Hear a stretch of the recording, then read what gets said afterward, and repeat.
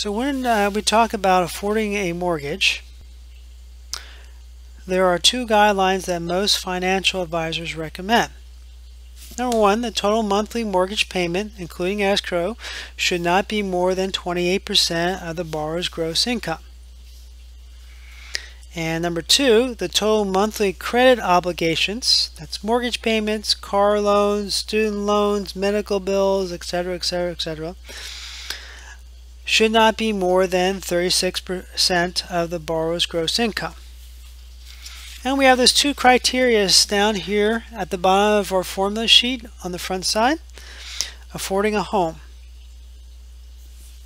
So the total monthly mortgage payment less than or equal to 28% of the monthly gross income, and total monthly credit card obligations less than or equal to 36% of the monthly gross income.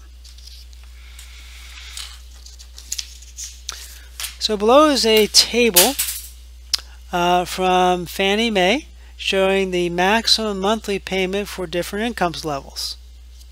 So we have different income, the maximum monthly payment, and then the total monthly credit obligations. Here's how they're getting these numbers. What they're doing is they're taking that annual income. So like they might be taking the $20,000. They first divide by 12 to figure out, okay, what's the monthly income? So that's the monthly income the person's getting. Again, this is gross. And then they're taking 28% of that. So we're taking 0.28 times that number. And then they're rounding it off to the nearest dollar. So if we round that off to the nearest dollar, that'd be $467. For that second number, $600. They're now taking 36%, so 0.36 times that monthly income. And that rounds off to $600. So let's turn to page 124 in our workbook. And let's have a look at problem number 4. A family's annual gross income is $57,000. What's the maximum monthly payment, mortgage payment they should have? So now before you do anything, you want to go ahead and convert that into a monthly income. This is annual income, so we have to divide that by 12. So their gross income is per month is $4,705.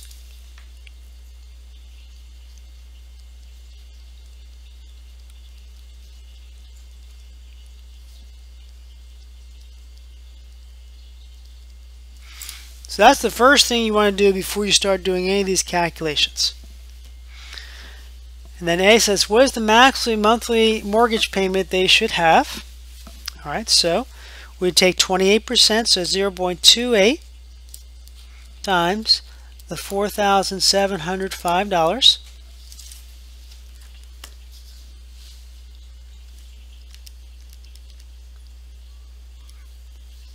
And that would be the maximum mortgage payment including escrow.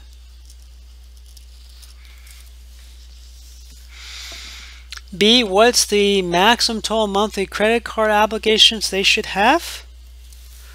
So we're going to take 0.36 times $4,750.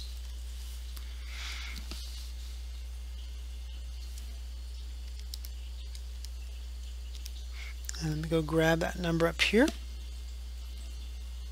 Hit enter. Be $1,710.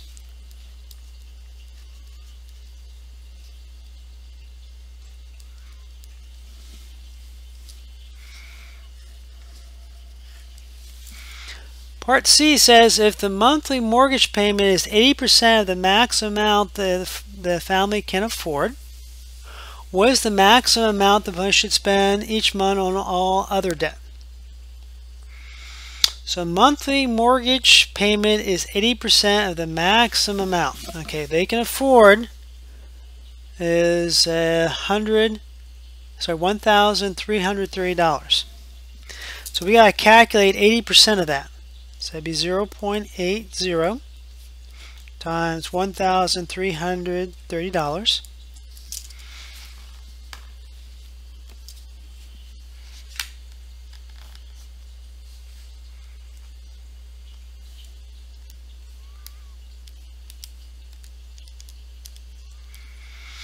That gives us $1,064.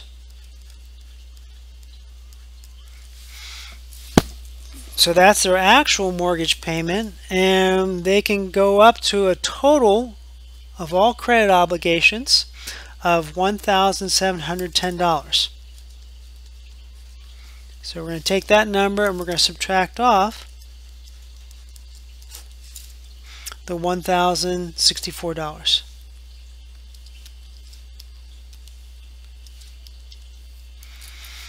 And that will give us $646. And these are all per month.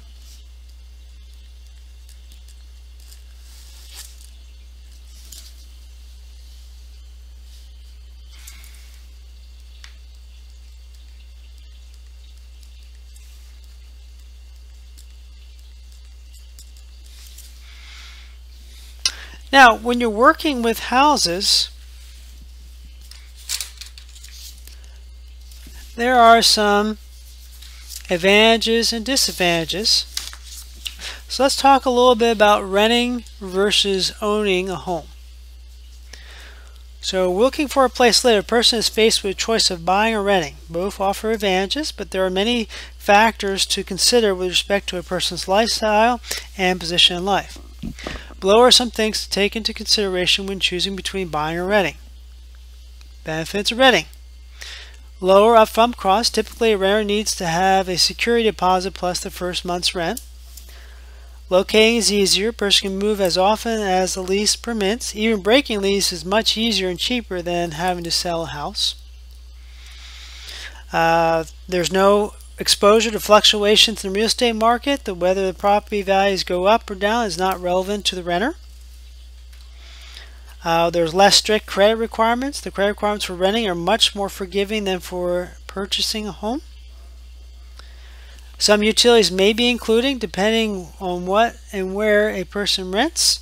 Some utilities may be included in the rent. Even such things as mowing the lawn, landscaping, maintenance of a community pool may be covered by the landlord. Your money is not tied up. Renting does not tie any money in a piece of property, so the money can be used for other investments. No repair or maintenance costs. If the oven breaks or the AC goes out, that's the responsibility for the landlord to pay to get it fixed. Does not require home insurance. The home insurance is the landlord's responsibility.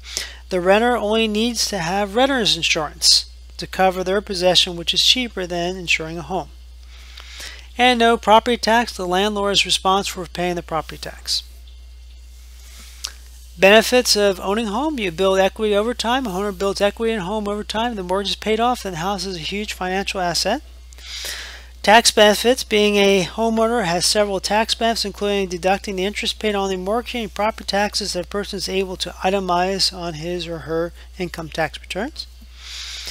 Allows freedom to customize. The owner can paint, remodel, decorate, and landscape to their own tastes within the guidelines or local ordinances. There's potential for rental income. The homeowner can rent out a room or an entire house to generate rental income. Long-term savings is typically cheaper to own than to rent in the long term, 7 more years. Rent does not go up. In fact, if the home is paid for, then the homeowner doesn't even have a payment equivalent to a rent payment. Still have to pay property taxes and stuff like that, but provides peace of mind, stability. The homeowner does not have to worry about being forced out because the landlord is selling the property or going through foreclosure. And convenience. Homeowner does not have to worry about such things as paying a pet deposit or going to a separate location to do laundry.